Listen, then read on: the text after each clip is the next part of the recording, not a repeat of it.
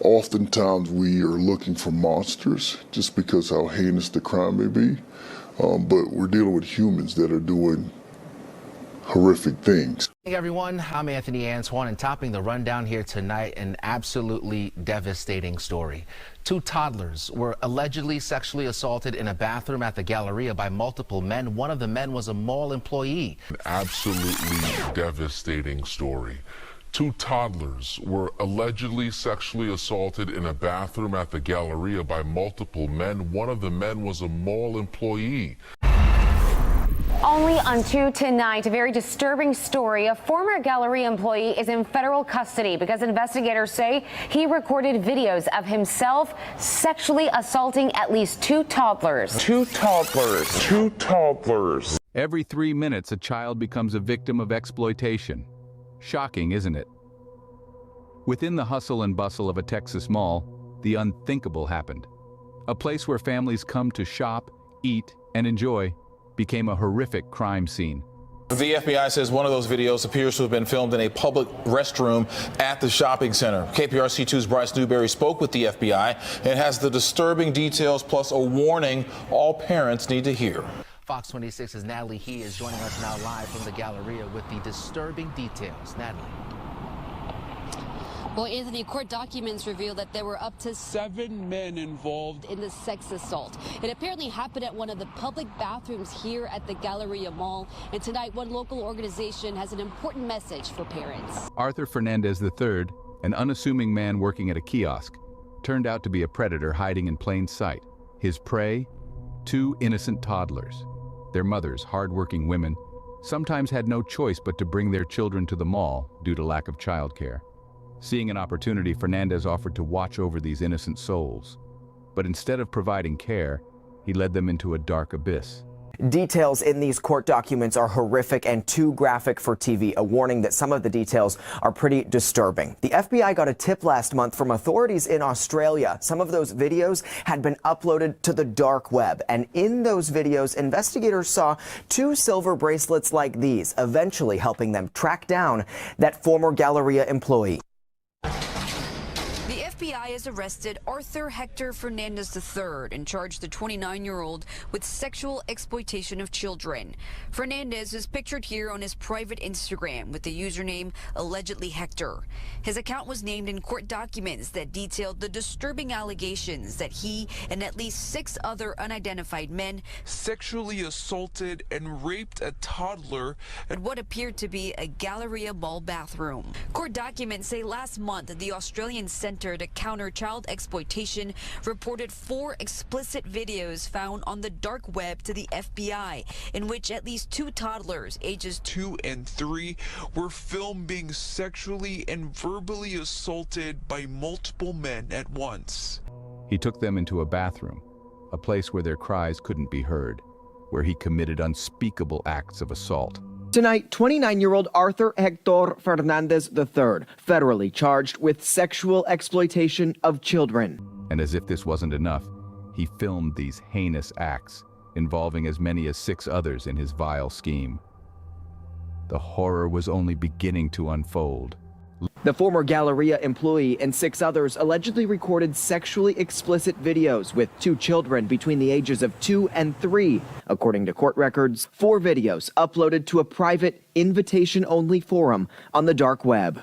Relatives of the toddlers told investigators Fernandez was a friend and fellow Galleria employee who offered to watch the kids while they were at work at the mall. I think as parents, you want to go with your gut, but also as policymakers, people need to start figuring out how do we make sure that we have safe environments for our kids so they don't have to, parents don't have to wait on a creepy uncle or a neighbor that they think is safe. Once they're out there on the internet, it never goes away. Both of the toddlers had relatives who also worked at the Galleria, and Fernandez allegedly offered to walk the kids around the mall when their relatives couldn't find a babysitter. Investigators believe at least one of the sexual assaults happened in a public bathroom at the Galleria because one of the victims was seen lying on a changing table. Little did anyone know the atrocities were not confined to the mall bathroom. The terror took a new macabre turn when it was discovered that Fernandez didn't just commit these heinous acts, but he had the audacity to film them as well. More chilling still, he posted these videos online, turning the private pain of innocent children into a public spectacle of horror. But the nightmare didn't stop there.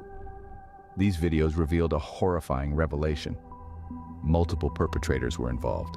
The voices of up to 7 individuals could be heard, their vulgar comments echoing in the background as they participated in the assaults. Being in a public place, you would never think, right? As humans, we sort of explain things away. What do you usually find when it comes to the connection between the victim and the perpetrator? It's not the white van that's pulling up.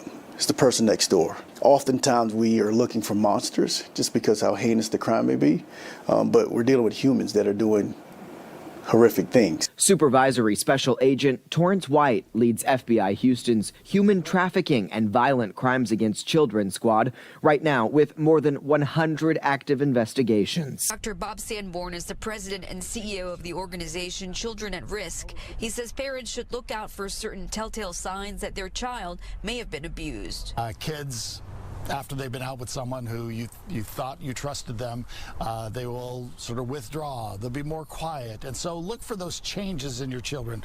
Bedwetting, not eating. All of these things are sort of signs that something isn't right with your child. In this case, we're talking about toddlers. They really couldn't communicate. They didn't know what was right and wrong.